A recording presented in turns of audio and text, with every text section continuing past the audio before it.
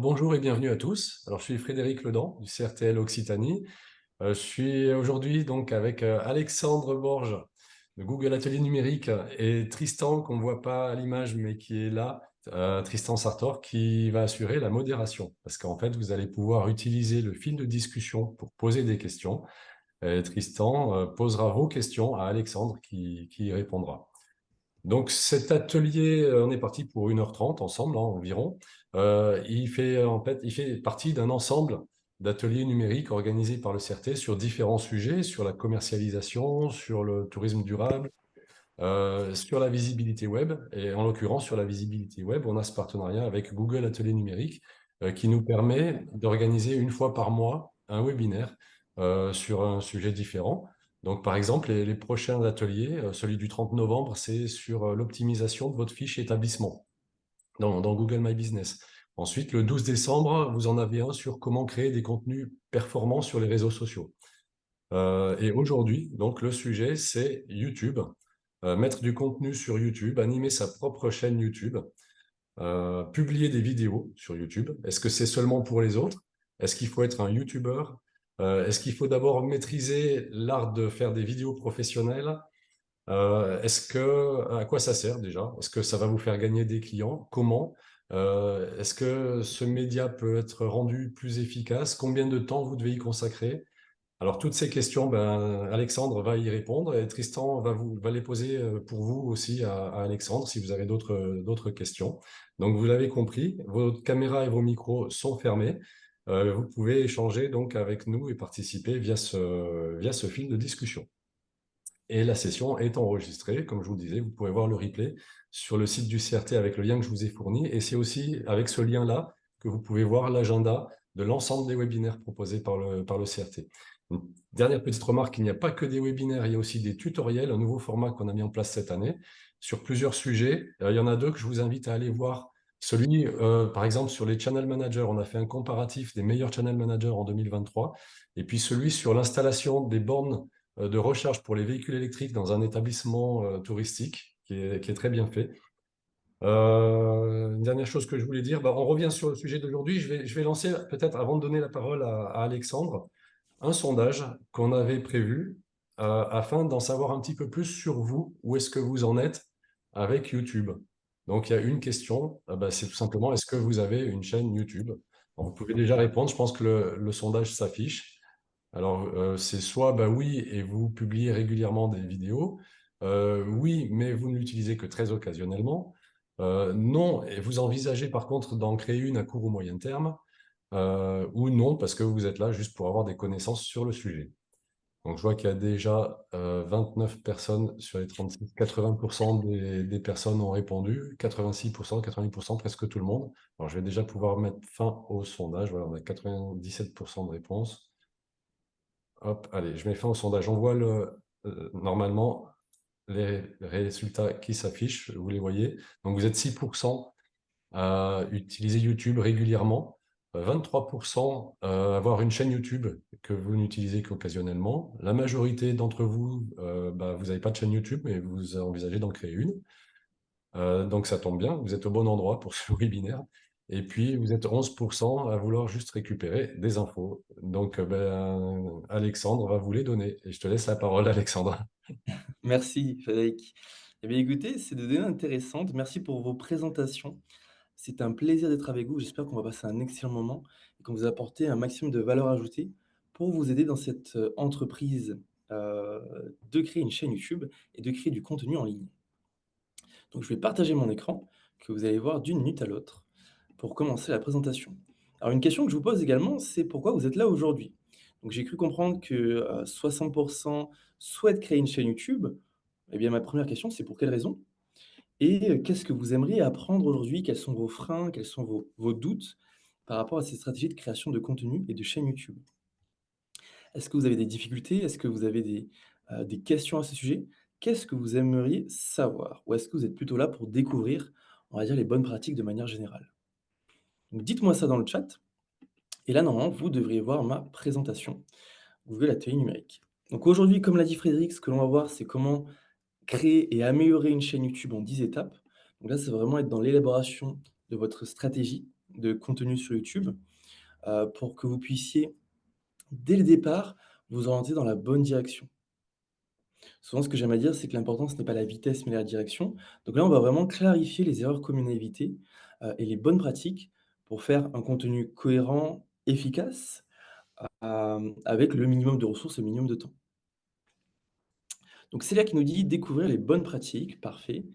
Hop, hop, hop, mise en récit des lieux, nous dit Christophe, territoire, patrimoine immatériel à destination des acteurs du tourisme. Outils création vidéo, dire qu'elle aimerait connaître des outils de création de vidéo, avoir une bonne visibilité et les codes à respecter. Lydie, visibilité et publicité. Pour Sigrid, c'est tout nouveau, augmenter la visibilité, OK.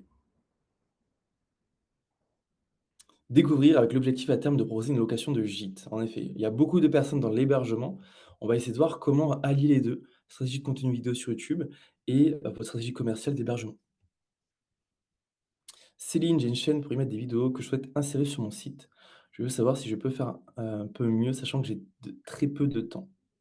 Comme tout le monde, en effet. Partager mon travail et avoir des nouveaux clients. Parfait. Eh bien, on va voir tout ça ensemble. Alors, Frédéric l'a présenté, mais le programme Goulaté numérique, qu'est-ce que c'est?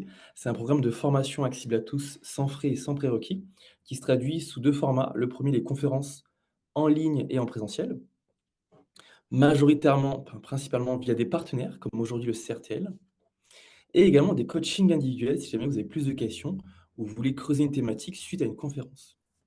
Donc, les informations sont à l'écran, qu'on repartagera à la fin.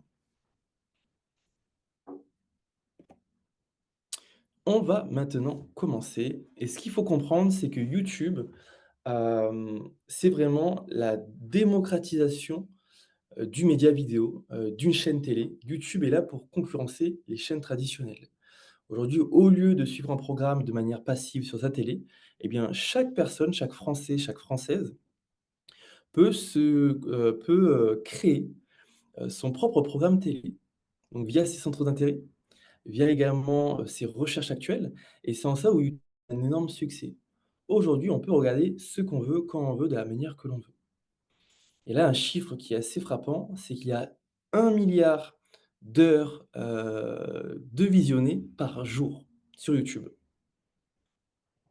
Donc on passe du temps sur YouTube et c'est indéniable, vos clients, votre clientèle, vos prospects vont être sur YouTube. Donc là, la question, c'est comment être visible auprès de ces prospects d'une manière efficace. Alors, on a vu le contenu, consommé, les vidéos consommées sur YouTube.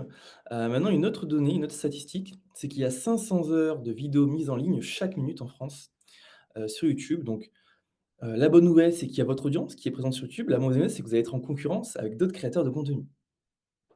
On va devoir tirer son épingle du jeu, savoir faire un contenu efficace, comment gagner en visibilité, certains vous avez employé ce terme, connaître les bonnes pratiques, augmenter sa visibilité et faire connaître son travail pour, in fine, découler sur plus de clientèle et de chiffre d'affaires. Alors Catherine qui pose une question: «Est-ce que les coachings téléphoniques, ou visio sont payants?» Non, pas du tout. Ils sont sans frais, comme tout le programme. Et c'est ce qu'on va voir aujourd'hui. L'agenda du jour, on va voir 10 points clés qu'on vous partage, que vous devez intégrer dans votre stratégie de contenu YouTube et dans votre réflexion, par rapport à YouTube. Donc ce que l'on va voir en 3 piliers, ce sera d'abord votre stratégie de visibilité et d'acquisition. Vous pouvez avoir la meilleure vidéo, le meilleur service au monde, si, en première étape, personne ne vous découvre, personne ne vous voit, eh bien, vous n'aurez pas de bénéfice à être sur YouTube. Donc on va d'abord voir la partie jaune, gagner des spectateurs, c'est-à-dire la stratégie d'acquisition, comment être visible auprès des bonnes personnes. Ensuite, la partie bleue, ce qu'on va voir, c'est maintenir l'intérêt de ces personnes. La première mission, c'est d'attirer, de capter l'attention. La seconde, c'est de la conserver, cette attention, et de maintenir l'intérêt des spectateurs. Donc la vidéo est apparue dans le fil d'actualité. Est-ce que la personne a cliqué dessus? Et si oui, est-ce qu'elle regarde, la vidéo? Est-ce qu'elle regarde 50%, 100%, 20%? Et ensuite également, est-ce qu'elle s'abonne? Et c'est là où on va arriver sur la partie verte, c'est-à-dire, la longévité, la créativité et l'inspiration. Comment fidéliser ces internautes, qui ont vu notre vidéo et qui nous ont aperçus en ligne sur YouTube. Voilà ce qu'on va voir ensemble. L'acquisition de ces internautes sur YouTube, comment être visible. Ensuite, capter et maintenir l'intérêt de ces internautes via nos vidéos et surtout via notre chaîne. Et les fidéliser via notre contenu sur le long terme. Et on commence donc par la partie jaune, acquérir du trafic, acquérir des internautes et de l'intérêt. Et le premier point, le premier ingrédient de la recette, eh bien, c'est la notion de partage. La plupart des plateformes qu'on nomme réseaux sociaux, Instagram, Facebook, YouTube s'en rapproche, sont, gérées en automatique par des algorithmes et ces algorithmes favorisent des vidéos selon certains critères et un des critères que vous avez peut-être dû entendre parler, ce sont les interactions, les taux d'interaction. Mais sur YouTube, ce qui marche également très bien, c'est le partage. Est-ce que votre vidéo est assez partagée? Est-ce qu'elle gagne en viralité? Ça, c'est un indicateur pour YouTube que la vidéo intéresse et est de qualité. Donc en plus de surfer sur la viralité via les internautes qui partagent entre eux la vidéo, eh bien l'algorithme met plus en avant votre vidéo.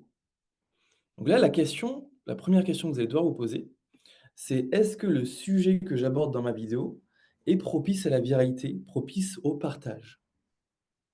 Et là, on vous partage souvent 2 catégories de contenus, les contenus chauds et les contenus froids. Contenu chaud, c'est quoi? C'est un contenu qui surfe sur une actualité, un contenu qui capitalise sur un sujet populaire à un instant T.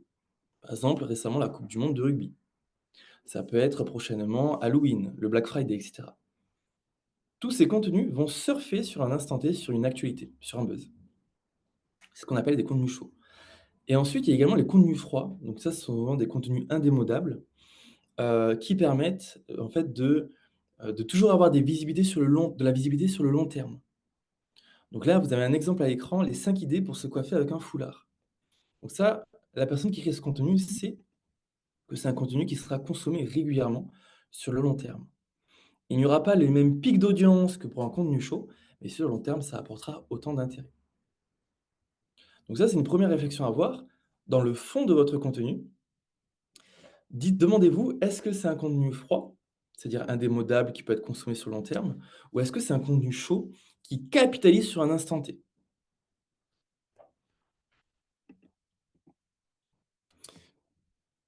Si les internautes partagent cette vidéo, quels sont les 10 mots-clés qu'ils utiliseraient pour la décrire à leurs amis?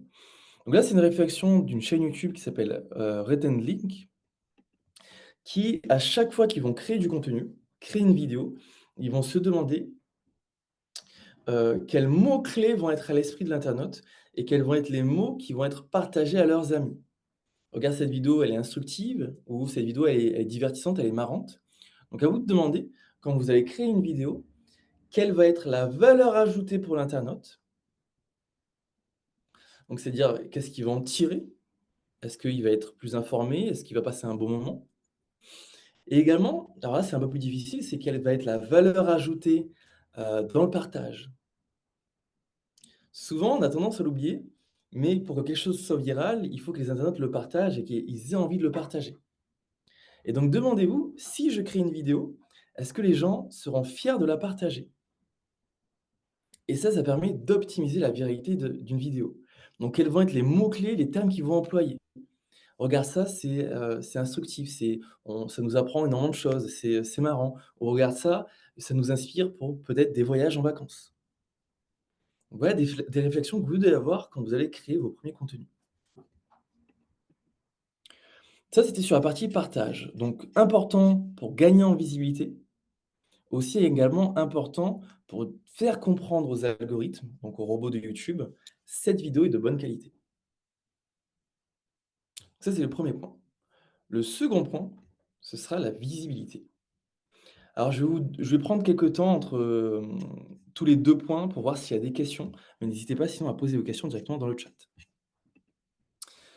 Donc la visibilité, ça va passer par quoi? On a parlé de partage, de taux de partage et de viralité. Maintenant, on va directement voir comment, l'algorithme aide notre vidéo à être dans le fil d'actualité ou dans les recommandations YouTube. Parce que la plupart des vidéos que vous allez voir sur YouTube, ce ne sont pas des vidéos que vous allez vous rechercher. La majorité des vidéos que vous allez voir sont des vidéos qui soit étaient dans le fil d'actualité, soit qui étaient dans les recommandations YouTube.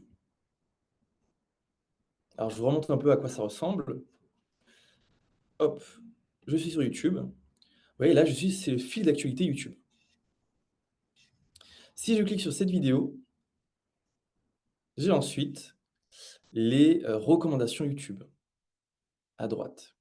Donc la majorité des vidéos que vous allez consommer sur cette plateforme, ce ne seront pas des vidéos recherchées, CRTL, mais ce seront des vidéos qui seront dans le fil d'actualité ou dans les recommandations à droite. Cela étant dit, et maintenant que vous comprenez ça, il f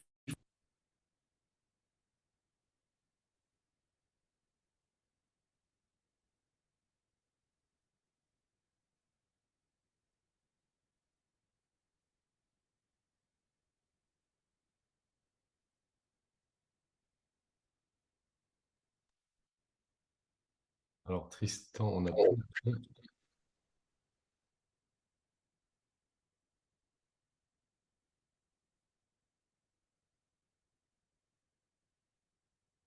normalement, vous devriez m'entendre à nouveau. Est-ce que c'est OK pour tout le monde? Ça marche. Nickel, super, merci.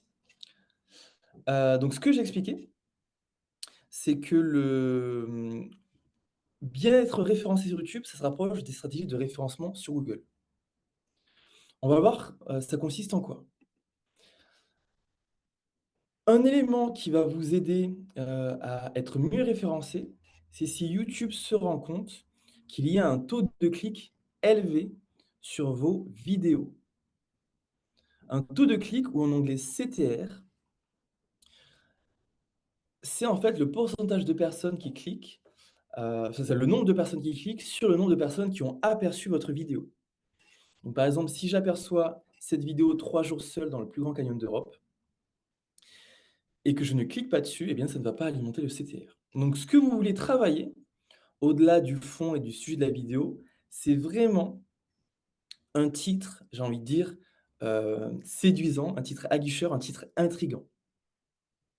Parce que c'est le titre qui va laisser entendre, qui va faire anticiper à l'internaute qu'est-ce qu'il va voir dans cette vidéo. Donc là, vous voyez des exemples, 3 jours seul dans le plus grand canyon d'Europe, ou recette pour faire un cocktail dans une pastèque. Donc vous allez vraiment devoir réfléchir au titre et à votre stratégie de titre. Parce que le titre donnera envie ou non de cliquer dessus. Et après, c'est soit un cercle vertueux, soit un cercle vicieux. Plus il y a de clics, plus YouTube vous met en avant. Et donc plus vous avez de clics et de vues. Et moins vous avez de clics, moins YouTube vous met en avant. Et donc moins vous avez de vues. Donc c'est une vraie réflexion que vous devez avoir. Une stratégie que je recommande souvent, c'est de toujours vous demander, dans le titre de ma vidéo YouTube, est-ce que il y a quelque chose d'intriguant ou quelque chose de très utile, voire les deux. Donc lorsque c'est intriguant, lorsque c'est curieux, lorsqu'on veut savoir qu'est-ce qui s'est passé, eh bien ça donne envie de cliquer. Ou lorsqu'on a l'impression que ça va être très utile, pour apprendre une information ou connaître quelque chose ou découvrir quelque chose, eh bien ça génère beaucoup de clics. Donc retenez ces mots-clés, curiosité, intrigue ou grande utilité. Juste Alex, je te coupe 2 secondes. On a une question de Nicolas qui nous dit: «Comment faire quand on a un sujet de niche qui ne peut pas être partagé au grand public?» Eh bien Nicolas, l la question que vous allez devoir vous poser, c'est, même si c'est un sujet de niche, quelle thématique ou quel terme ou quel mot-clé ou quelle formulation, vont permettre d'être intrigants ou très utiles pour les personnes intéressées par cette niche?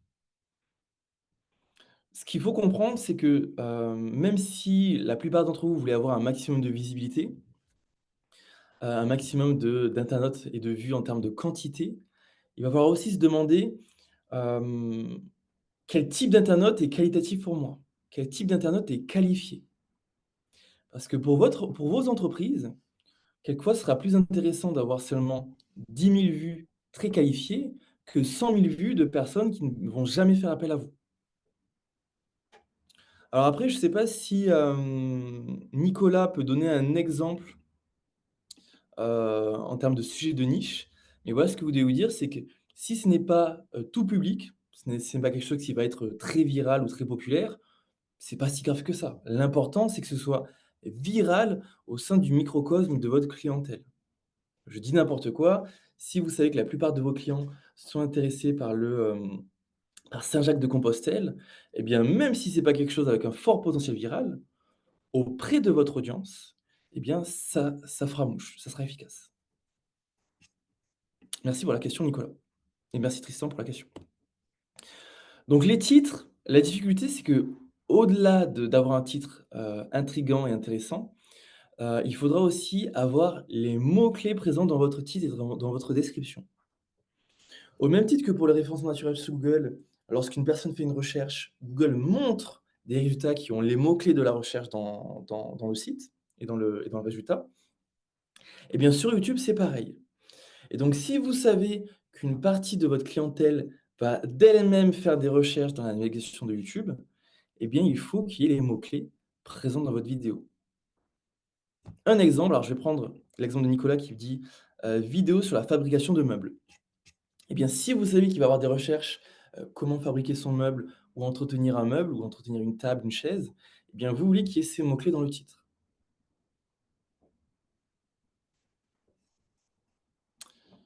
Donc ça, c'est important.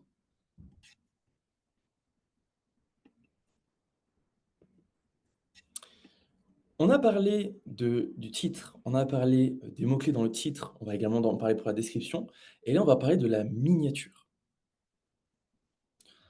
Alors n'hésitez pas à me dire quand il n'y a plus de son. Je sais qu'il y a quelques problèmes sur Zoom, via Google Chrome. Donc n'hésitez pas à me le dire et je réactive directement en 2 clics le son. Donc la miniature, c'est également un élément très important pour avoir des taux de clic élevés, un CTR élevé, parce que la miniature, elle intrigue ou elle fait anticiper ce qu'on va voir dans la vidéo. Donc voilà des exemples de miniatures. Dans ces exemples de miniatures, quelle miniature vous donne le plus envie de cliquer pour savoir, de quoi va parler la vidéo et pour consommer la vidéo? Alors je vous pose la question dans le chat, je vous laisse quelques secondes pour y répondre. Laquelle de ces 4 miniatures vous intrigue le plus, vous intéresse le plus? Célia nous dit B, Florence nous dit A, D, D, D. Alors là, on a beaucoup de D, OK. B un peu, D à nouveau aux côtés de Anne, D, D, D, A, B. Donc c'est intéressant. Vous voyez que vous n'aurez jamais tous la même réponse. Mais ce qui serait important, c'est d'utiliser comme miniature, celle qui va faire la majorité, des intérêts, des clics. Et là, c'est subjectif, mais en effet, moi, c'est la D qui m'intrigue le plus. Une autre technique qui est appliquée par la D, c'est que la personne dans la miniature nous regarde droit dans les yeux.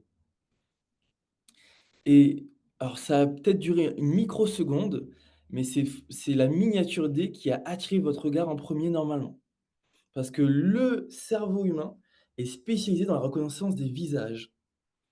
Donc si vous faites la comparaison, que vous alignez toutes ces miniatures, c'est celle avec le visage le plus clairement identifié qui va attirer votre regard en premier. Alors un autre exemple juste après, où là, ils utilisent une technique, c'est qu'en plus d'avoir une miniature visuelle, ils incluent du texte dans cette miniature et ça, c'est très efficace.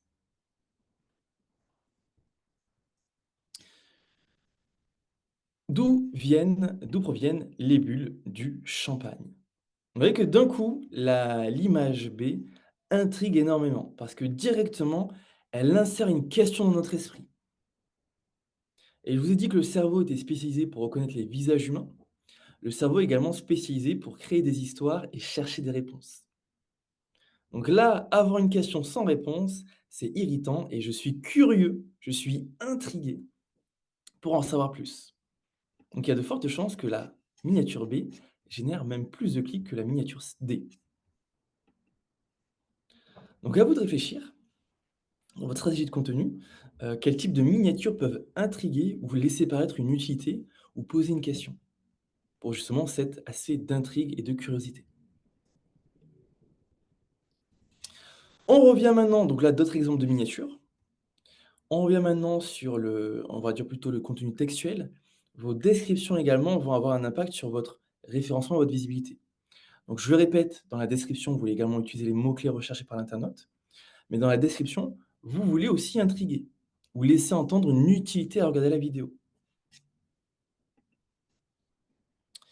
Donc là, par exemple, après leur succès face à l'Italie, 3-1, vendredi à Nice, en match de préparation à la Coupe du monde 2018, ça décrit là le contenu de la vidéo où ça laisse entendre qu'est-ce qui va se passer dans cette vidéo.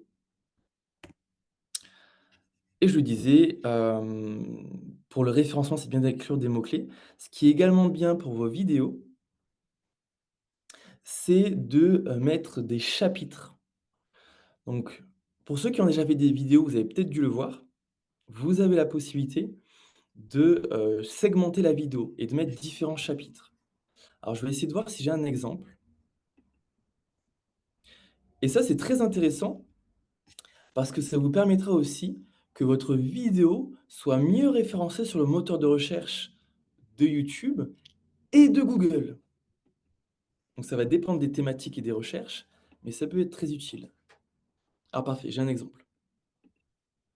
Donc là, j'ai une vidéo, de musique et vous voyez que juste ici, il y a des chapitres à différentes sections de la vidéo.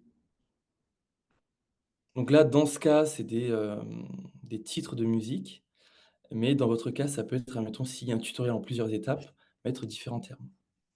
Est-ce qu'il y avait d'autres questions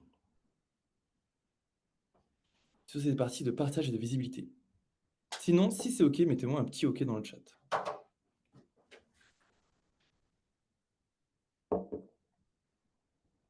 OK, OK. Parfait, bah, écoutez, on avance. Sur l'accessibilité, alors là, ce sera un aspect où on va moins s'attarder, mais ce que vous devez comprendre, c'est est-ce qu'un internaute qui arrive sur votre chaîne YouTube ou qui consomme une de vos vidéos, est-ce qu'il est perdu ou est-ce qu'il peut facilement, prendre le wagon en route, comprendre de quoi vous parlez,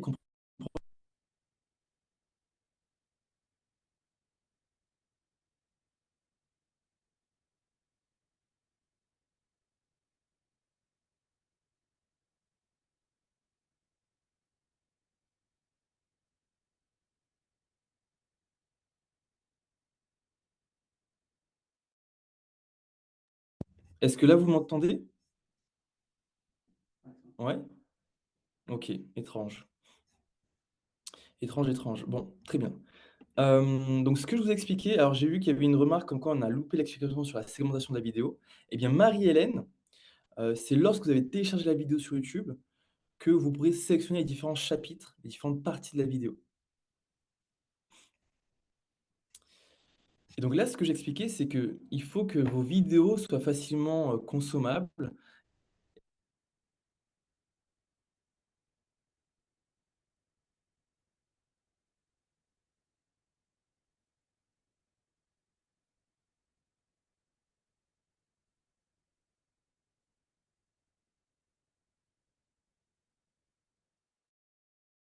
Alors, il y a un problème de son, donc je vais essayer de faire autrement. Je sais que je peux utiliser mon portable.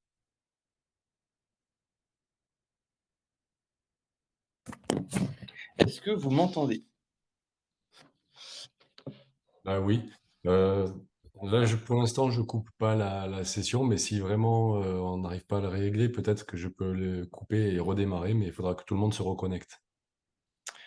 OK, on va essayer de faire ça. Sinon, bon, on essaie de faire ça. Là, j'ai le son avec le portable, donc ça devrait être OK normalement.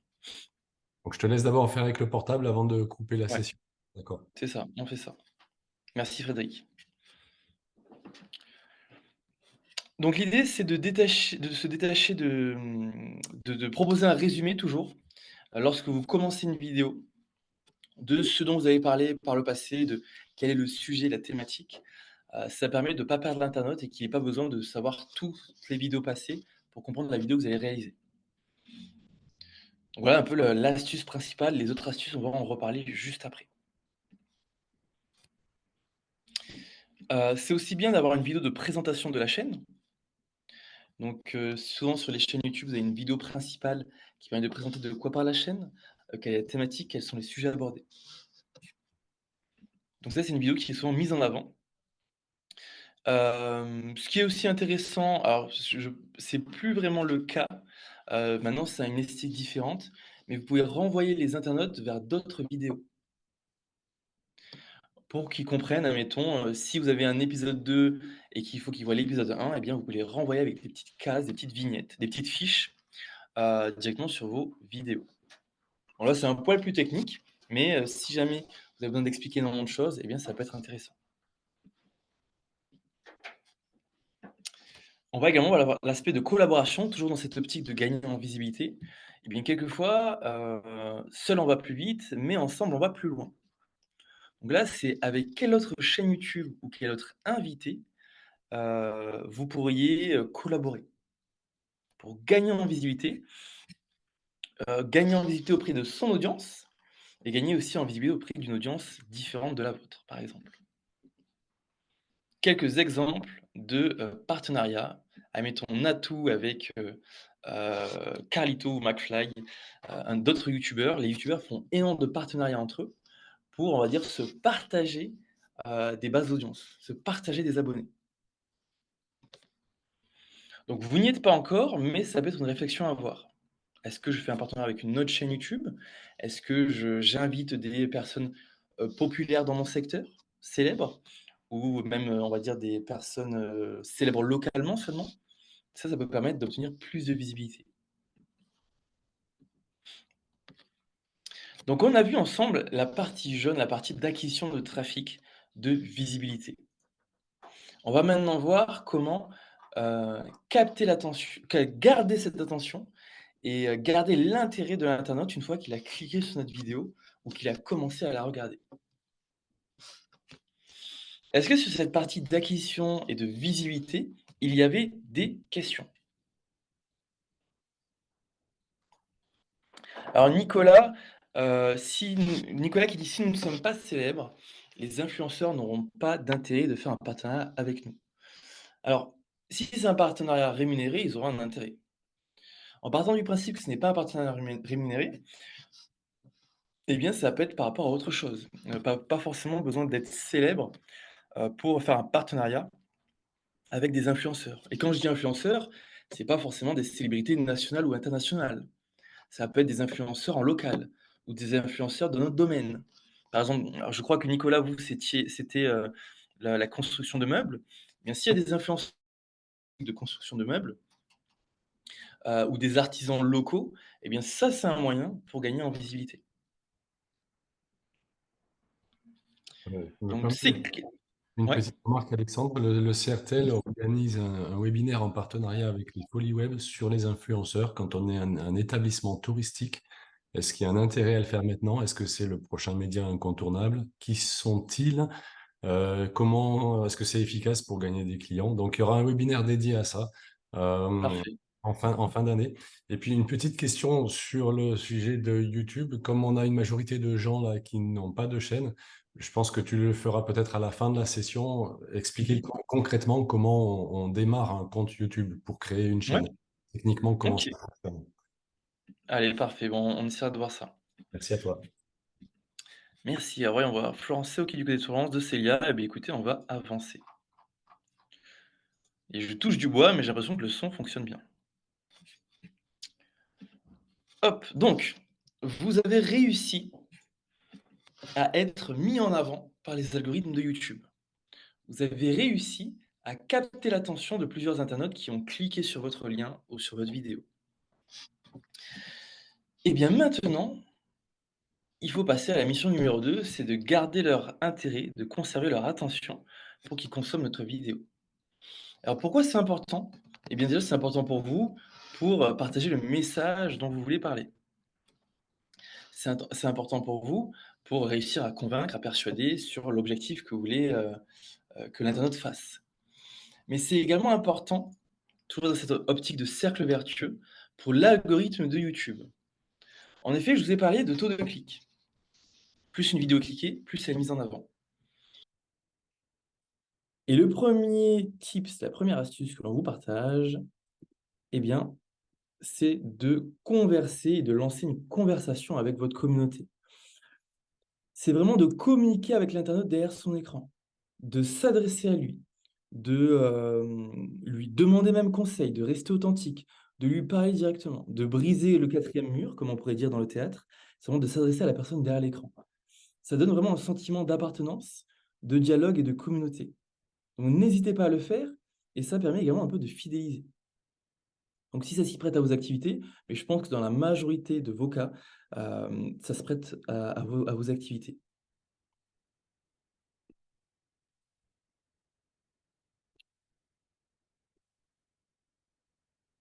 Ça peut aussi passer par diffuser du contenu en direct.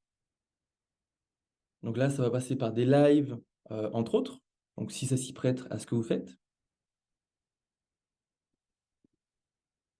Et ça se passe également par générer plus d'interactions. Alors je vous en ai parlé en introduction, mais YouTube prend en compte les taux de clics, prend en compte le temps de visionnage, le pourcentage de visionnage de la vidéo, et prend également en compte les taux d'interaction.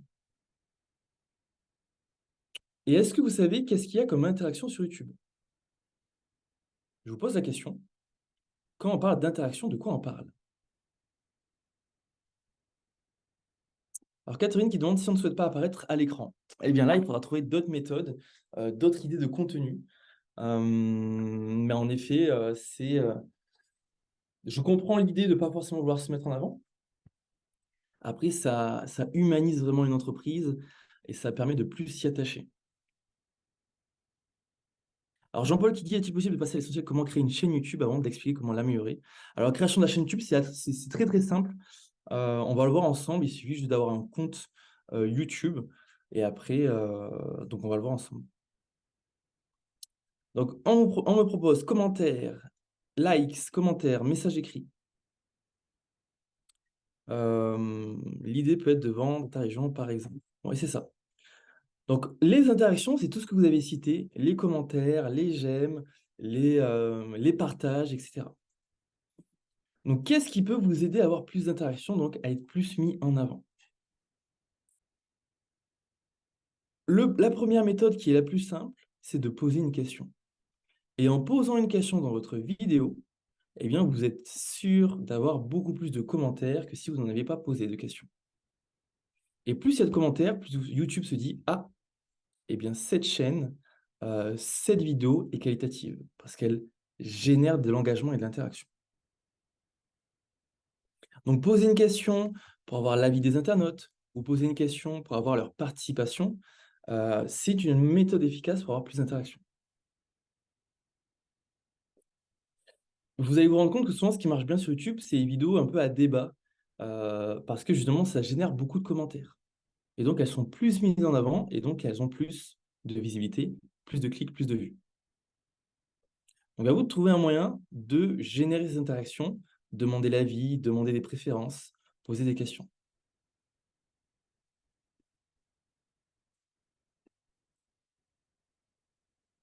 Et répondre également aux commentaires. Donc, répondre aux commentaires, ça permet d'en générer plus par la suite parce que les internautes ont l'impression qu'ils participent à quelque chose, qu'ils font partie d'une communauté et que vous dialoguez vraiment avec eux. Donc, répondez aux commentaires. Vous pouvez même alimenter les réponses et alimenter le débat dans les commentaires. C'est une bonne pratique pour qu'une vidéo soit plus mise en avant et ait plus de visibilité comme vous le souhaitez.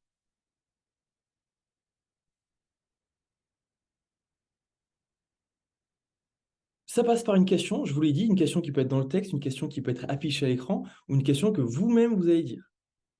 Donc, à la fin de chaque vidéo, vous devez avoir une bonne pratique qui est d'inciter à l'action, d'avoir un appel à l'action en disant toujours à l'internaute qu'est-ce qu'il doit faire, en lui expliquant qu'est-ce que vous attendez de lui, en l'invitant, en l'incitant à faire quelque chose. Donc, soit vous posez une question, soit vous lui demandez de laisser un commentaire, de partager à ses amis, d'aimer. Vraiment, terminez toujours vos vidéos avec un appel à l'action pour dire à l'internaute qu'est-ce qu'il doit faire ensuite. Et vous verrez que vos taux d'interaction vont bondir.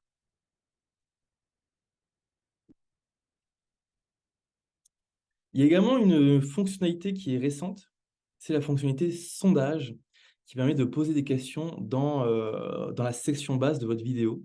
Dans les commentaires, pardon, tout simplement. Donc là, un exemple avec Hugo Décrypte qui pose une question: la France doit-elle abandonner l'énergie nucléaire? Oui, plutôt oui, sans opinion, non, etc. Et ça permet d'augmenter les interactions. Alors, il y a une question: à quelle fréquence doit-on publier des vidéos? Eh bien, la réponse que je donne toujours, c'est la fréquence va dépendre de votre rythme, du rythme que vous pouvez tenir sur le long terme. Parce que vaut mieux une fréquence faible, mais une régularité importante, stable, par exemple tous les dimanches ou toutes les fins du mois, qu'une fréquence élevée sur une courte période de temps. Donc, vous voulez vraiment un rythme que vous pouvez tenir sur le long terme. L'autre point qui peut aider, c'est également une fréquence qui est un poil plus élevée que vos concurrents. Si vos concurrents ont des stratégies de contenu sur YouTube, vous voulez avoir des publications un peu plus fréquentes qu'eux. Mais il n'y a pas de bonne pratique, il n'y a pas de méthode miracle. L'idée, c'est surtout un rythme que vous pouvez tenir. On va voir ensuite que dans l'aspect fidélisé, l'important, ce sera aussi un rythme qui satisfait vos abonnés. Si votre fréquence est trop longue, eh bien, c'est possible que les abonnés se désabonnent ou qu'il n'y ait pas assez d'abonnements. Mais il n'y a pas vraiment de fréquence idéale. Merci pour la question. Alors, Marianne qui demande quel est l'intérêt des vidéos YouTube par rapport aux réels sur Instagram et Facebook. Ce qu'il faut comprendre, c'est que YouTube, c'est, on l'a vu, énormément d'internautes, énormément d'utilisateurs. Et sur YouTube, vous avez la possibilité d'avoir votre vidéo qui est recommandée auprès d'internautes qui regardent des vidéos similaires. Sur Instagram et Facebook, quand vous allez faire une vidéo, il n'y aura majoritairement que vos abonnés qui verront cette vidéo. Donc après, pour qu'elle soit plus visible, là, il y aura plutôt un travail de hashtag ou du sponsorisé. Mais une vidéo publiée sur votre Instagram et une vidéo publiée sur votre YouTube, vous avez beaucoup plus de chances d'avoir plus de vues via YouTube, justement parce qu'il y a ce système de recommandation et de fil d'actualité. Mais voilà, après, c'est vraiment deux plateformes différentes. Si vous voulez gagner en visibilité sur Instagram et Facebook, là, vous mettez directement la vidéo sur Instagram et Facebook. Si c'est YouTube, vous mettez directement sur YouTube. Et après, l'autre question, c'est où est votre audience? Si votre audience est plus sur YouTube, vaut mieux se concentrer sur YouTube. Si elle est plus sur Instagram, vaut mieux se concentrer sur Instagram.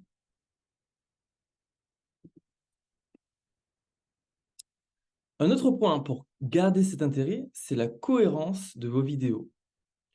Si un internaute continue et s'abonne à vous, c'est parce qu'il a l'impression que le contenu et la valeur ajoutée qu'il a obtenue est similaire et il peut en avoir plus par la suite.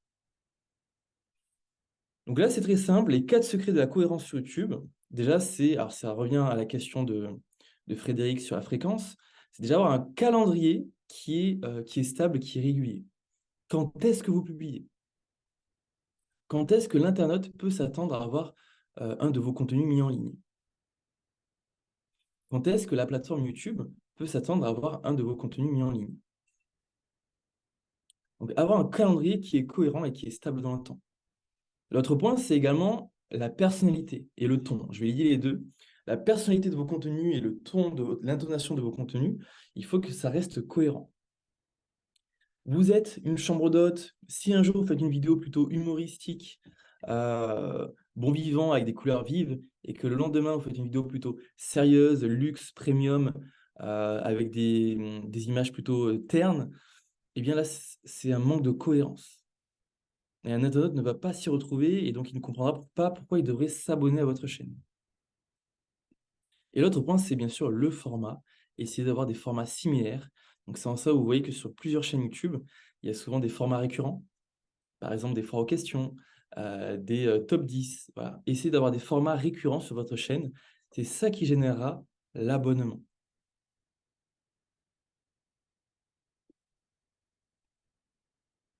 Voilà des exemples, par exemple des playlists par format avec la chaîne de Cyprien.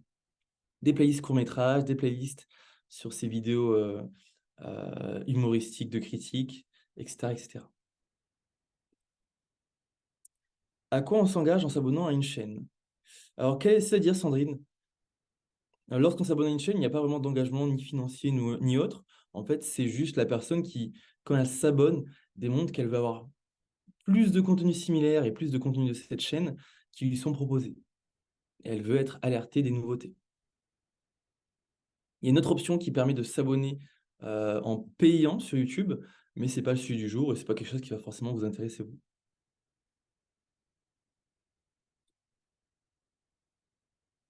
C'est ça, on pourra voir les futures vidéos. Lorsque si je m'abonne à la chaîne de Sandrine, eh bien, la prochaine fois que je vais aller sur YouTube, ces vidéos me seront proposées en priorité, parce que je me suis abonné.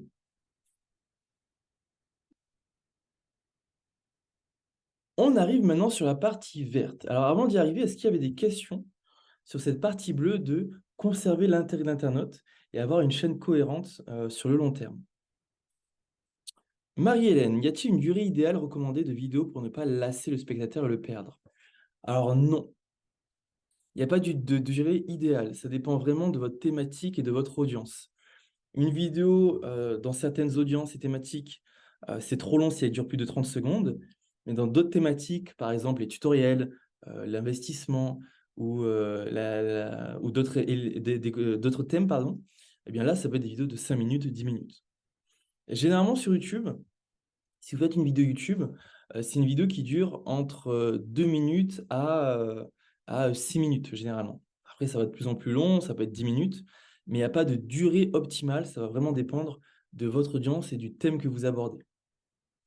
En cas de doute, restez sur les 2 minutes. C'est généralement le temps qu'on recommande sur les réseaux sociaux de manière générale. Après, si c'est plus long et que ça intéresse l'audience, c'est très bien. Il manque le point 4, calendrier, personnalité, format et c'était ton, Stéphane. Alors, j'ai lié personnalité et ton ensemble parce que c'est un peu en fait votre image de marque, votre manière de communiquer. Donc, c'est le ton, l'intonation de votre vidéo, la façon dont vous communiquez dans vos vidéos.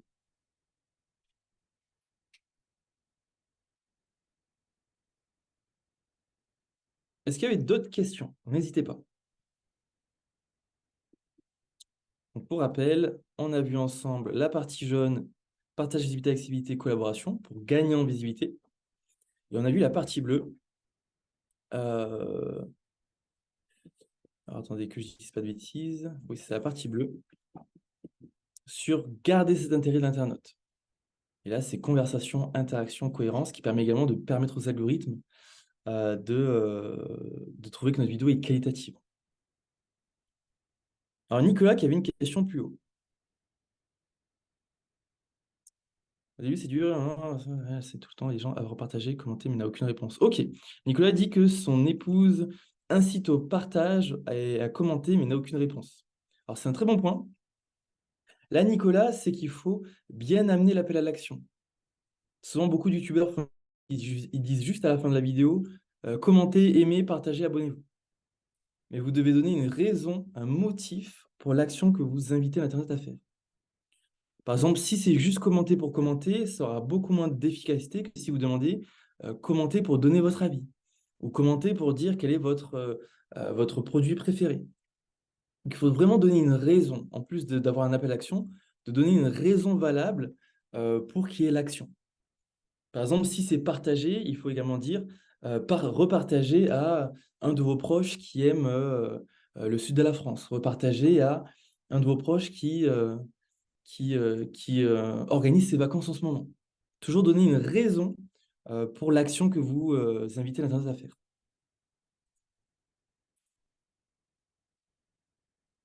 Eh bien, il n'y a pas d'autres questions et je vais avancer. Donc là, on arrive sur la partie verte pour vraiment fidéliser et s'assurer que notre contenu a une rétention assez élevée, une rétention assez forte, que lorsqu'une personne consomme notre contenu, elle soit satisfaite et s'abonne. Et le premier point, et ça d'ailleurs, vous pouvez même y réfléchir dès votre première réflexion de stratégie YouTube, c'est la réflexion du ciblage. À qui s'adresse votre contenu? Quelle tranche d'âge, quel sexe, quel centre d'intérêt les personnes ont? Et ce ciblage permettra d'avoir une chaîne efficace et des contenus efficaces. Sachez que vous devez avoir, je dirais, au niveau de votre chaîne, un ciblage général. On dit souvent le terme persona, c'est-à-dire une caricature de votre clientèle. Eh bien, vous devez vous dire, ma chaîne YouTube s'adresse à cette catégorie de personnes. dans les grandes lignes. Et après, chacune des vidéos que vous avez publiées, ou des playlists, eh bien, vous pouvez vous dire, OK, alors moi, je m'adresse principalement aux personnes intéressées par l'Occitanie, par le sud de la France, par, mettons, Saint-Jacques-de-Compostelle. Et j'ai des vidéos qui sont plus adressées aux personnes de 45 ans, 55 ans. Et j'ai d'autres playlists et vidéos plutôt adressées aux jeunes. Donc là, plutôt 15, 35 ans, par exemple. Donc c'est en ça où chacune de vos créations et de vos contenus doivent avoir à l'esprit à qui je m'adresse, pour rester cohérent avec votre audience. Donc toujours gardant en tête le ciblage. Est-ce que je fais un contenu qui ne me plaît qu'à moi? Est-ce que je fais un contenu qui va plaire à tout le monde et donc à personne parce que ça ne résonnera avec personne? Ou est-ce que je m'assure que chacun de mes contenus et de mes décisions sont alignés avec mon persona, avec la caricature de ma clientèle?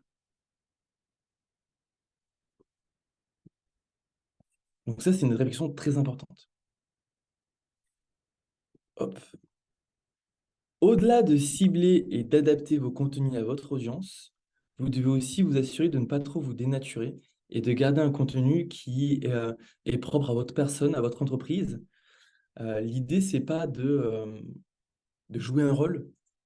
L'idée, c'est pas d'avoir d'imiter ce que font les autres. C'est vraiment de trouver ce qui nous rend unique en tant qu'entrepreneur ou en tant qu'entreprise et de se servir de ça comme d'une force. Donc, si vous êtes mal à l'aise à faire certains types de contenus, ne les faites pas.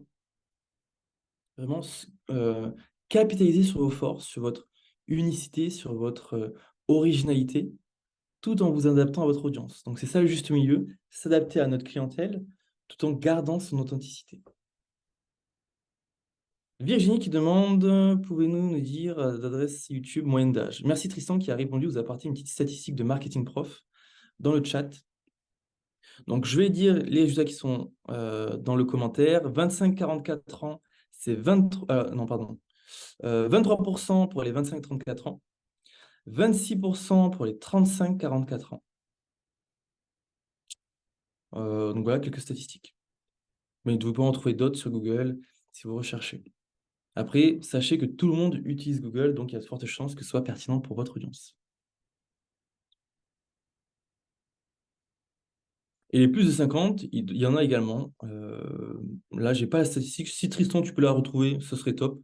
Sinon, vous pouvez essayer de trouver les statistiques de YouTube, de Statista. Il y a plusieurs études en ligne. Et l'idée, c'est qu'une fois que vous partez du postulat que, OK, je crée du contenu propre à mon entreprise, à mes valeurs, que j'adapte un minimum à mon audience, eh bien, l'idée, c'est aussi d'adapter ça en fonction des résultats que vous observez. Et sans ça, avec YouTube Analytics, vous pourrez voir quel type de contenu fonctionne mieux et quel type de personnes consomment ce contenu. Et ça, c'est très important pour vous pour prendre de meilleures décisions. Parce que l'idée, c'est pas juste de publier et de s'arrêter là, c'est que lorsque vous avez publié des contenus, eh bien, vous pouvez voir lesquels ont mieux fonctionné que d'autres. Et ça vous permettra par la suite de faire plus des contenus qui fonctionnent bien et moins des contenus qui fonctionnent moins bien. Ou peut-être d'adapter votre contenu parce que vous vous rendez compte qu'en fait, c'est pas les 55 ans qui regardent vos vidéos, mais plutôt les 55-65. Dans ce cas, vous pourrez adapter votre stratégie au vu de ces résultats. Ça, c'est via YouTube Analytics. C'est un outil d'analyse qui est déjà intégré à YouTube, qui vous permettra d'analyser tout ça. Vous aurez d'autres éléments en termes de géographie, de support utilisé, etc.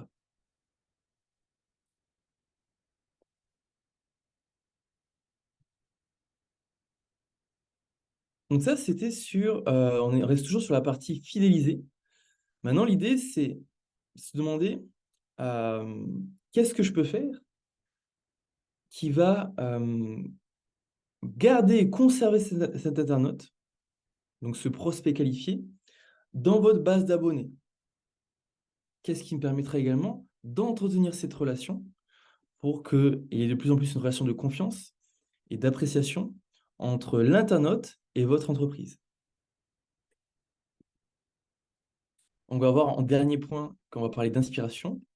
Mais déjà, le premier point qu'il faut se dire, c'est vous devez mettre en place des processus, des habitudes qui peuvent être tenues sur le long terme. Donc ne faites pas des plans sur la comète. Si vous voulez alimenter une chaîne YouTube, essayez de trouver les vidéos les plus simples et les plus efficaces à faire, que vous pouvez faire régulièrement.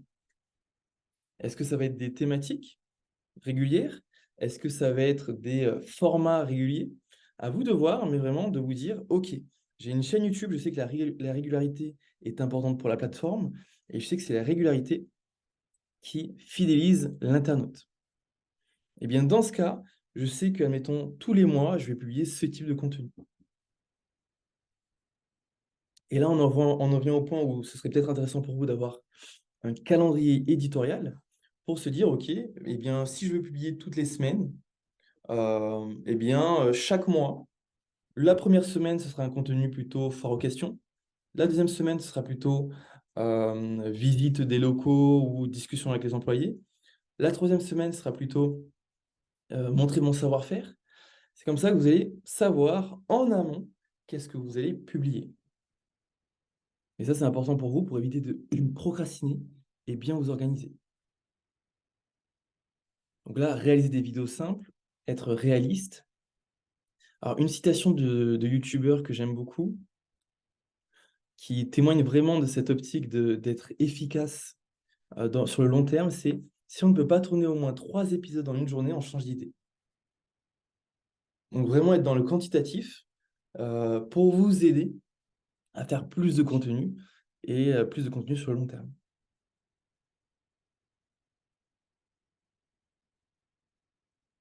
On arrive sur le point de l'inspiration. Comment trouver de l'inspiration?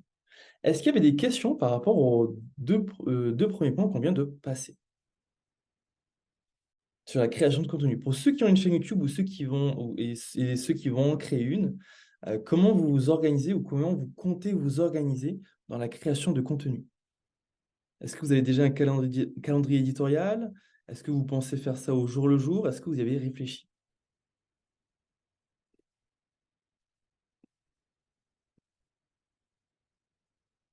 C'est bien toute la question, demande Christian. Eh bien, en effet. Marianne qui dit: il me semble que c'est un outil difficile à utiliser pour un particulier qui gère de simples locations saisonnières. Alors YouTube, pas tant que ça. Alors ce qu'il faut comprendre, c'est que YouTube, c'est juste l'outil pour mettre votre vidéo. Pour monter vous votre vidéo, je vais vous partager des outils qui sont assez intuitifs, il n'y a pas besoin de grandes compétences. Mais YouTube, c'est vraiment pour mettre votre vidéo. C'est comme un réseau social YouTube. Alors Stéphane, en effet, en fonction de la fréquence que vous voulez avoir, ça peut être chronophage. Donc l'idée, c'est vraiment de trouver un rythme qui vous convient. Est-ce que c'est une vidéo tous les trimestres? Une vidéo tous les 2 mois? À vous de voir.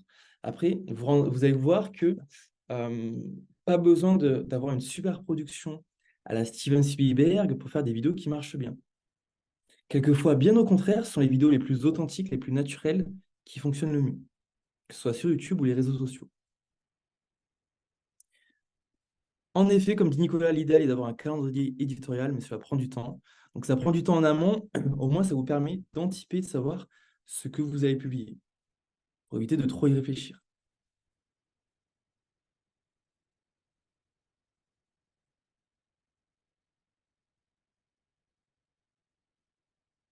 Question qui dit: le problème, c'est la captation de vidéos. Ok, alors là, c'est un autre sujet.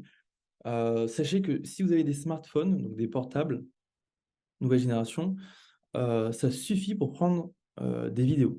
Ça suffit largement. Peut-être ce dont vous aurez besoin, c'est d'un stabilisateur, pour pas que ça soit trop saccadé. Mais rien qu'un portable peut suffire pour faire un contenu YouTube. Et on va essayer d'aller voir quelques exemples. Donc on regarde le dernier point, l'inspiration. L'inspiration, là, c'est une question d'artiste qu'on se pose depuis la nuit des temps. Comment être inspiré? Comment trouver des idées? Eh bien, le meilleur moyen pour trouver des idées, c'est de chercher des inspirations. De chercher des inspirations. Alors, j'ai une citation de Dali, peut-être que vous connaissez. Mais cette citation, elle va peut-être vous parler. Tchou, tchou, tchou. Non, c'est une citation de Picasso. Je me suis trompé. Et la citation de Picasso, c'est les bons artistes copient, les grands artistes volent. Donc je ne vous incite pas au vol, ne me faites pas dire ce que je n'ai pas dit, mais l'idée, c'est vraiment pour vous de brasser un maximum d'exemples, d'inspiration, pour une fois que vous aurez toutes ces idées, toutes ces inspirations, et vous pourrez les fusionner, vous pourrez les marier, afin de créer quelque chose. Vous savez, souvent on dit que la création n'existe pas. La création, en fait, c'est juste de la fusion de plusieurs idées, de plusieurs éléments que l'on connaît déjà. Donc c'est ça que je vous invite à faire, c'est vraiment de brasser un maximum d'inspiration, un maximum d'idées. Donc essayez de voir ce que font vos confrères, vos concurrents, essayez de faire une petite veille digitale pour ce qui se fait en ce moment, et ça vous donnera des idées. Il n'y a aucun doute qu'en s'inspirant, on devient inspiré. Regardez ce qui se fait ailleurs, analysez le contenu que vous aimez vous regarder également, et surtout que votre audience peut aimer regarder. Et avec tout ça, vous êtes prêt à optimiser votre chaîne YouTube. Alors là, ce qu'on va faire, c'est que je vais prendre vos questions et on va essayer ensemble de voir le processus de création de chaîne YouTube qui est très simple. Alors j'ai quand même vu qu'il y avait beaucoup de questions liées à la prise vidéo et au montage que je vais essayer de couvrir. Alors voyons voir. Tadam. Des outils de veille. Alors des outils de veille, des outils de veille propres à YouTube. Alors, de manière générale, des outils de veille qui existent, il y a Feedly. Feedly qui est un outil qui vous permet d'agréger plusieurs sources d'informations et vous avoir un résumé, admettons des nouvelles sorties d'articles de blog, des nouvelles vidéos, de nouveaux articles de presse. Et là, ça vous permet à un endroit d'avoir plein d'inspirations qui vous y arrivent en fonction des thématiques qui vous intéressent. Un autre outil qui peut être intéressant, c'est Social Blade. Alors Social Blade, ça permet quoi?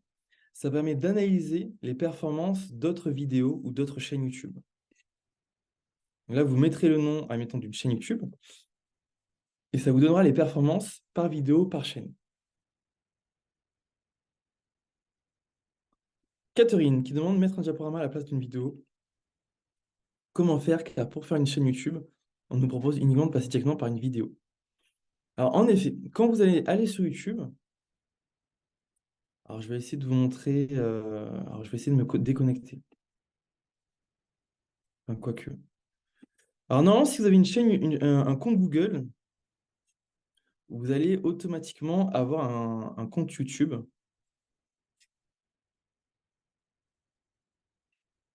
Je vais me déconnecter.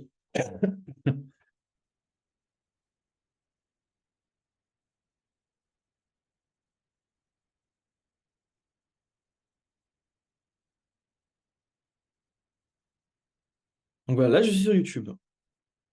Donc c'est très simple. Soit vous avez déjà un compte Google et il suffit d'être connecté au compte Google pour avoir votre compte YouTube qui s'active.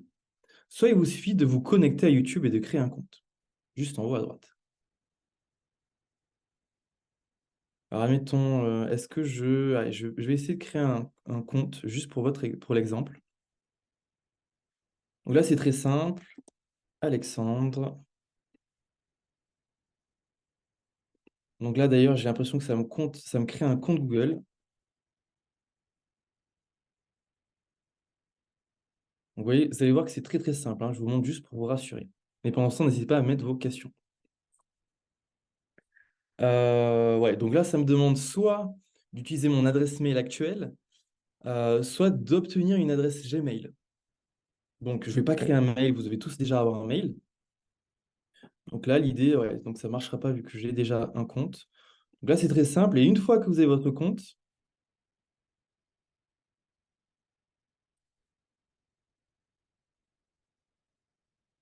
eh bien, vous pourrez créer une chaîne YouTube. Vous voyez, vous aurez votre chaîne juste ici. Et là, il n'y a aucune vidéo. Mais vous aurez déjà une chaîne que vous pourrez alimenter. Donc voilà à quoi ça ressemble, la création de chaîne YouTube. Il n'y a rien de bien compliqué. Et là, on peut la personnaliser, gérer les vidéos, etc. Alors, voyons voir. Est-ce que j'ai loupé une question? Donc, Catherine, oui, vous demandiez est-ce qu'on peut mettre un diaporama? Donc, l'idée, c'est que YouTube, vous mettez juste la vidéo. La vidéo a déjà été créée en amont. Donc, pour créer une vidéo, alors moi, je vais vous partager mon outil favori pour tout type de création de contenu. Eh bien, c'est Canva qui est excellent. Notamment si vous voulez faire, par exemple, juste un diaporama, Catherine, eh bien, vous pouvez le faire sur Canva. Là, je vous montre un exemple. Alors, j'ai fait une présentation diapositive. Vous pouvez également faire des montages vidéo sur Canva. Il y a un autre outil qui s'appelle CapCut, qui permet de créer vos propres vidéos et à la fois avec l'application prendre les vidéos et également les monter. Donc, pas besoin d'être un expert en montage. Vous allez voir que c'est assez intuitif. Ça demande un petit temps d'adaptation au départ, mais vous pourrez glisser les différentes sections, admettons, dans les premières secondes, les dernières secondes, et monter votre vidéo comme ça. Bien évidemment, il existe d'autres outils. Donc là, ce n'est pas une liste exhaustive. Alors, on va essayer de voir si je peux vous lister les autres outils. Mais à mon sens, si vous devez utiliser un outil, c'est soit Canva, soit CapCut.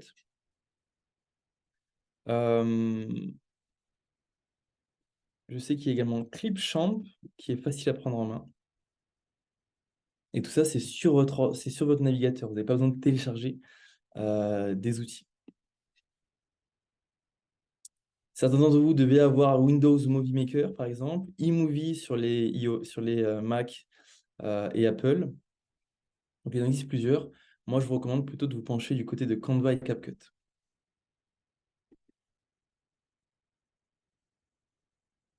C'est ça. Comme le dit Frédéric, votre diaporama, une fois que vous l'aurez créé, vous pourrez ensuite le télécharger, par exemple, sur Canva en MP4, en format vidéo, que vous pourrez ensuite publier sur YouTube.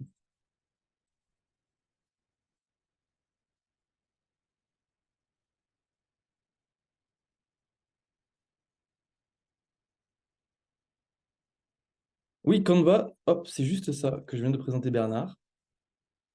C'est une plateforme où vous pouvez faire tout type de création. Des PowerPoint, des documents A4, des cartes de visite, etc. Alors, les formats vidéo de YouTube, Sandrine, je ne vais pas vous dire de bêtises, on va directement aller voir ce qui est recommandé comme format. Sachez que vous pouvez publier n'importe quel format. Mais sur YouTube, les formats recommandés, c'est généralement du 16/9. Donc là, sur ordinateur, vous voyez les différents formats recommandés. Donc vous, ce que vous voulez avoir à minima, c'est le format 1280 x 720. C'est-à-dire le format HD minimum.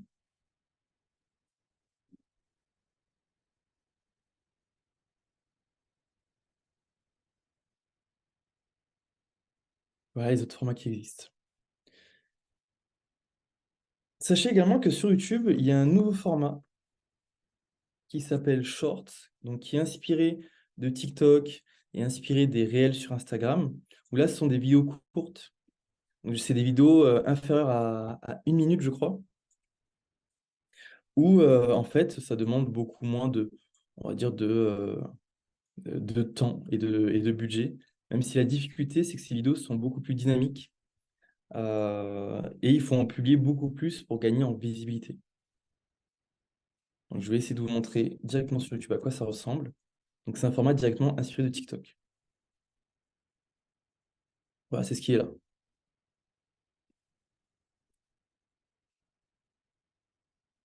Vous voyez que c'est vraiment mélangé au fil d'actualité YouTube et c'est énormément mis en avant sur portable, sur mobile.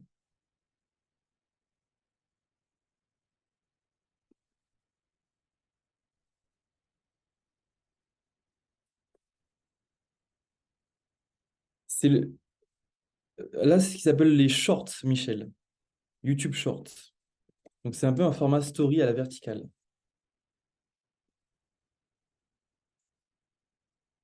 Et le format exact, en fait, c'est du 9/16.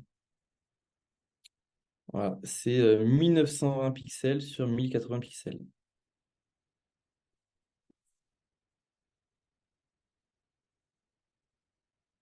Exactement, Nicolas. Les vidéos courtes vont dans les shorts et les autres sont les vidéos YouTube normales seront plus longues que les shorts.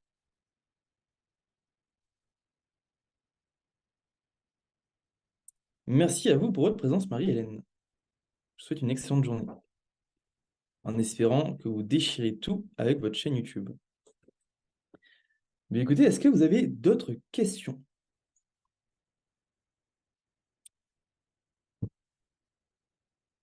Si ce n'est pas le cas, sachez que ça a été un plaisir de vous apporter toutes ces informations. Donc en effet, c'est spécifique l'écosystème YouTube. C'est un poil technique, mais si vous avez une vraie volonté de créer ce contenu vidéo, de le partager, de faire connaître votre savoir-faire, votre gîte, votre chambre d'hôte, eh bien, voilà les bonnes pratiques que vous devez connaître pour éviter de passer trop de temps pour peu de résultats. Tristan vous a partagé notre fiche d'établissement. Si vous avez aimé la conférence, on a également ce petit QR code qui vous permet de laisser votre avis et qui nous aidera à améliorer le fond et la forme de nos conférences. On cherche à atteindre 500 avis, on est à 430 ou 450, donc vous pouvez nous y aider. N'hésitez pas à bien préciser que c'était un live en partenariat avec le CRTL et également que vous étiez en présence de Tristan et Alexandre. Avec plaisir pour voir vos retours, vos avis et vos commentaires. Je me permets d'ajouter une petite question, Alexandre, par rapport au son. Dans YouTube Studio, est-ce qu'il y a une bibliothèque où on peut récupérer des bandes audio, des fichiers audio libres de droits d'auteur? Totalement, bah, c'est une excellente question. En effet, il y a une... Hop, d'ailleurs, je l'ai en favori. Il y a une bibliothèque audio qui vous permet de mettre directement du son sur vos vidéos. Hop, elle est juste ici. Ah mince, je ne suis pas connecté, c'est peut-être pour ça. On va voir.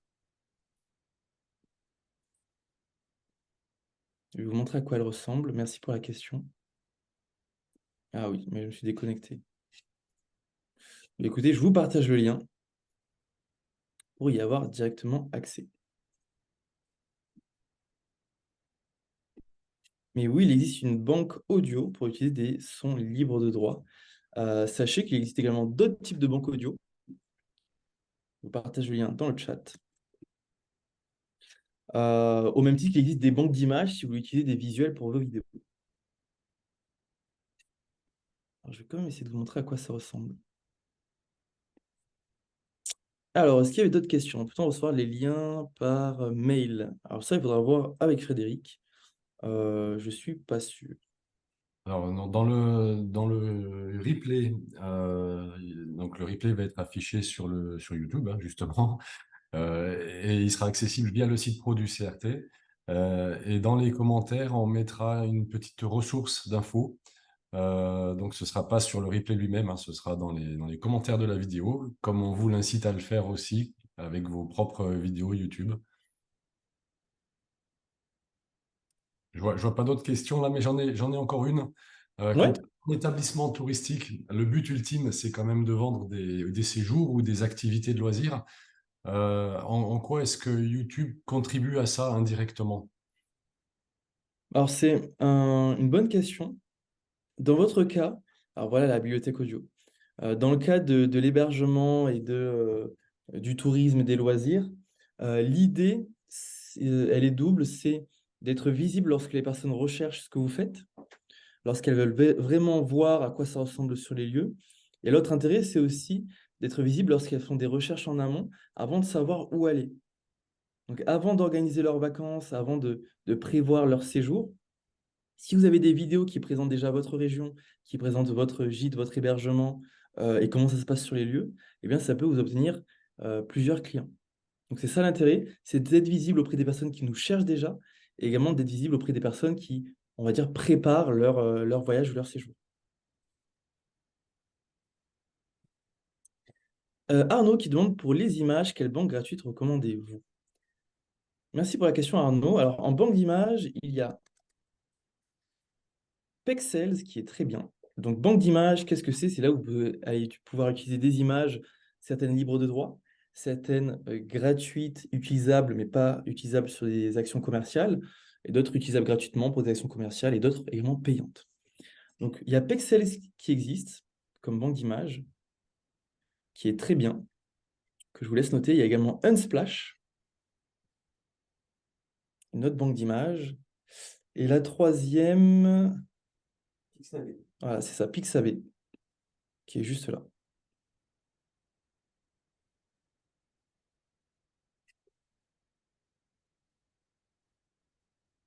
Voilà pour répondre à votre question, Arnaud.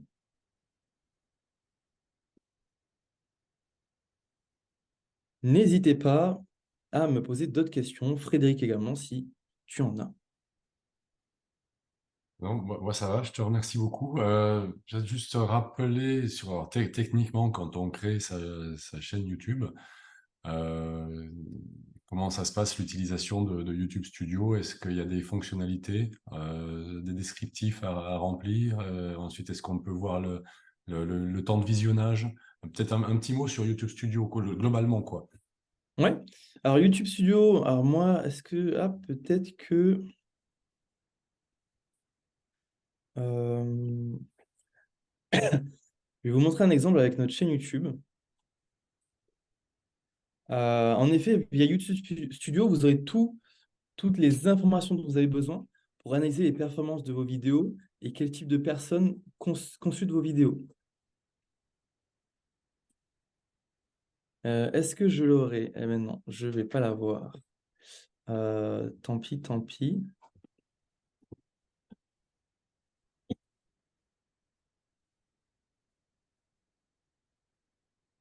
Non, je vais vous montrer un exemple directement dans Google.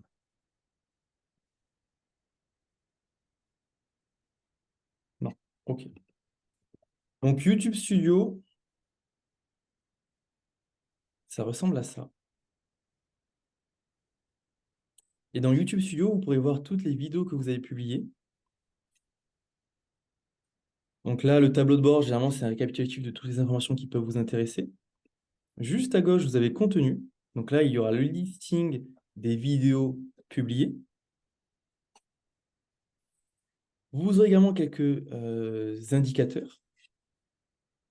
Vous avez données d'analyse. Donc là, vous verrez de manière générale sur les 28 derniers jours la durée de visionnage moyenne, le nombre de vues, le nombre d'abonnés, le nombre d'abonnés gagnés. Donc c'est un véritable tableau de bord sur les performances de votre chaîne. Vous avez également une section commentaires pour répondre aux commentaires. Sous-titres, alors droits d'auteur et revenus, si jamais vous avez assez d'audience et de visibilité, vous pourrez avoir des revenus publicitaires.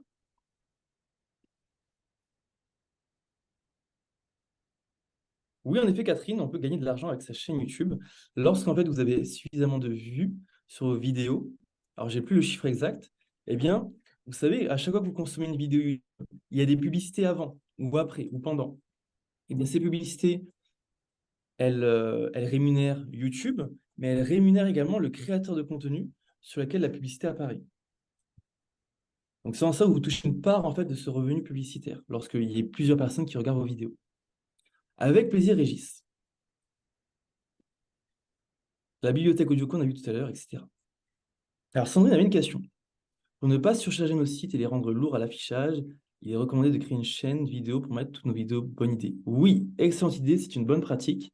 Vous ne voulez pas charger directement les vidéos sur votre site. Vous voulez intégrer une vidéo YouTube sur votre site.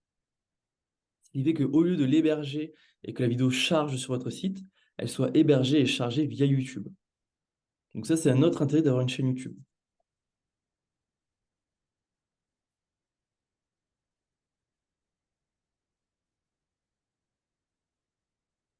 Et je vois pas d'autres questions. On arrive donc à la fin de cet atelier. Je te remercie beaucoup, Alexandre. Alors, il reste la ressource, bien sûr, de se faire accompagner par un coach Google. Tristan, tout à l'heure, avait mis l'info dans le fil de discussion. Et puis, bien sûr, au niveau du CRTL, on est à votre disposition pour des questions individuelles sur toutes les entreprises du tourisme. Et il me reste plus qu'à vous donner rendez-vous pour le prochain atelier Google. J'avais mis la date, je vais vous le redonner de suite, c'est le 30 novembre. Comment optimiser sa fiche d'établissement dans Google My Business. L'année dernière, on avait déjà fait un webinaire par rapport à sa fiche établissement. Donc là, bah, c'est le réactualiser. Une question en particulier sur le bouton réservé, comment ça fonctionne. Donc voilà, bah, merci beaucoup Tristan et Alexandre. Je vous laisse peut-être le mot de la fin. Avec plaisir. Mais écoutez, bonne chance et bon travail à tous pour vos chaînes YouTube. Et n'hésitez pas à les partager à Frédéric pour qu'on ait les partages et on va s'y abonner. Donc bonne semaine à tous et c'est encore un plaisir de faire ces conférences avec le CRTL et Frédéric. Merci, bonne semaine à vous. Merci beaucoup pour votre participation très active et à bientôt.